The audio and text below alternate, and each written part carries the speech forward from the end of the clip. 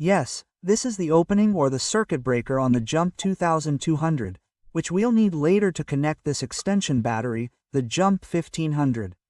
Because what's it all about?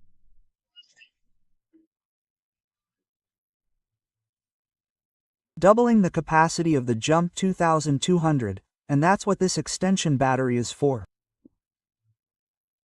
Here we see another 1548 watt-hours live per 4 batteries weighing 14.7 kilograms, and we can actually use the thing in operational use from -20 to +55 degrees, and you can connect it directly to the Jump 2200.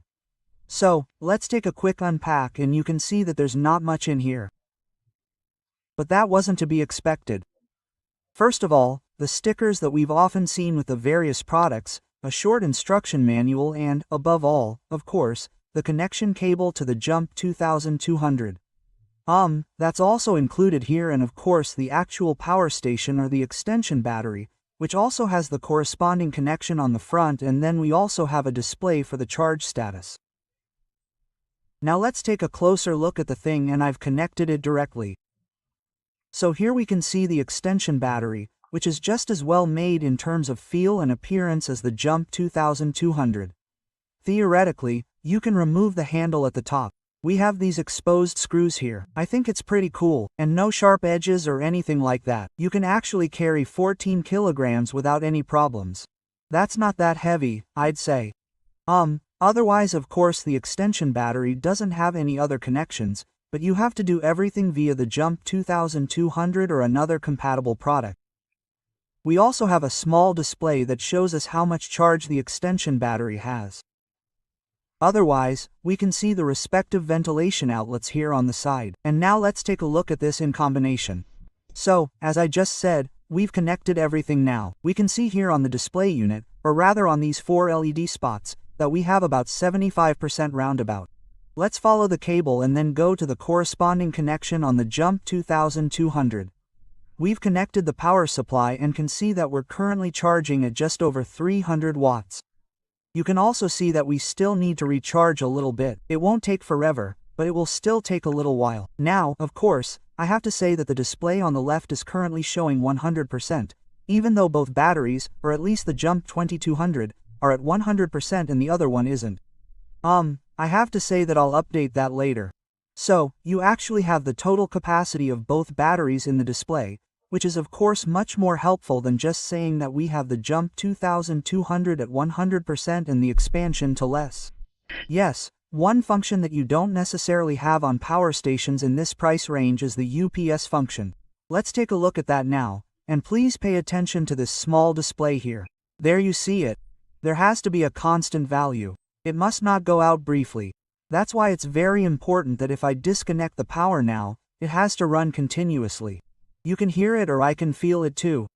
The fan is also running here, and of course the fan has to run the whole time for the whole thing to work. And you'll see in a moment, as we already saw in the first test of the Jump 2200, that it actually works without any problems. Here you can see it again. It's stable, the fan runs the whole time. The USB function, I think for this price range in which the Jump 2200 is located, is something that you certainly don't come across very often and is definitely worth highlighting here.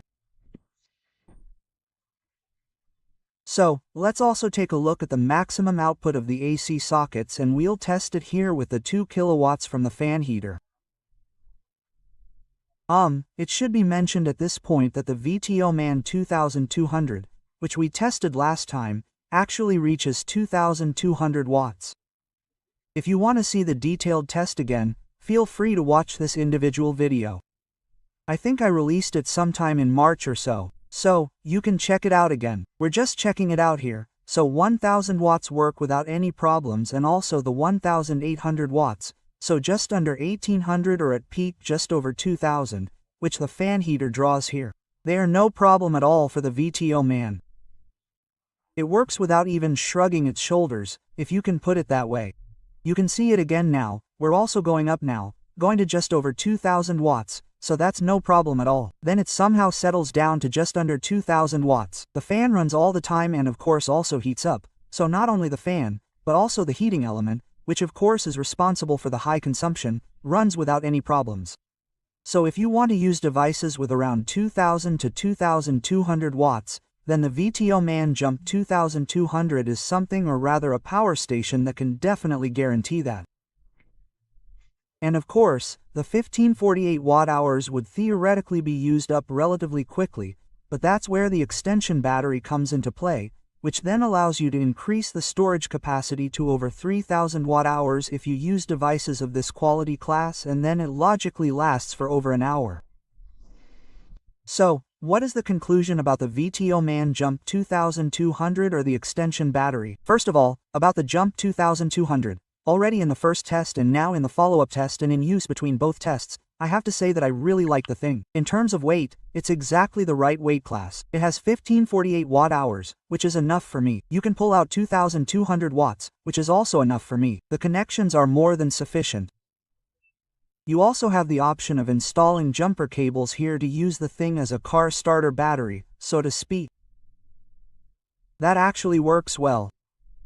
I didn't try or do it via this connection, but via the AC connection, but logically that worked without any problems. When does the extension battery make sense? Well, exactly when the 1548 watt-hours are not enough for you in some cases. And why do I say in some cases? It's relatively simple. Theoretically, of course, you could simply buy a larger power station. Yeah, but from my point of view that doesn't make much sense, because you rarely need the full capacity of over 3000 watt-hours. At least I do, right? Maybe you'll see it differently, but I rarely need it, and in that respect, it makes perfect sense to use the whole thing modularly, because when you need them, you simply take both with you, but it has the advantage that when you don't need them, you only have to take the small Jump 2200 with you. So in that respect, these things are an absolute recommendation from my point of view.